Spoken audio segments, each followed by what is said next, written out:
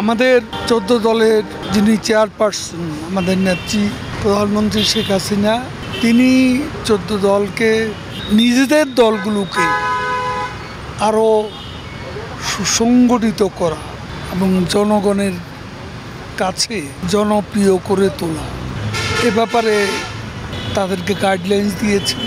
14 দলকেও আরও শক্তিশালী করতে হবে। সাম্প্রদায়িকতা, জঙ্গিবাদ এর বিরুদ্ধে মুক্তিযুদ্ধের চেতনা, অসাম্প্রদায়িক মানবতাবাদ, এর পক্ষে 14 দলকে আরও সুসংগঠিত করা।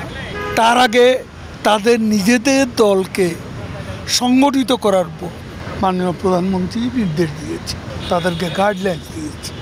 14 দলের নেতারাও সমন্বিতভাবে আরও সুশৃঙ্খল, শক্তিশালী ঐক্য গড়ে তুলবেন, এ ব্যাপারে সবাই অঙ্গীকার করেছে। আমার মনে হয় একটা ভালো মিটিং হয়েছে। অনেকের মনে হয়তো একটু কষ্ট বা অভিমান ছিল।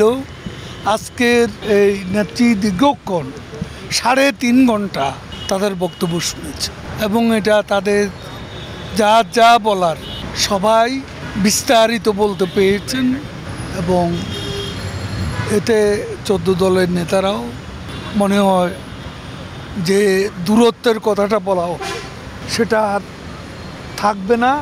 এটাই আজকে সবার পর আমি এক কথা বলতে পারি।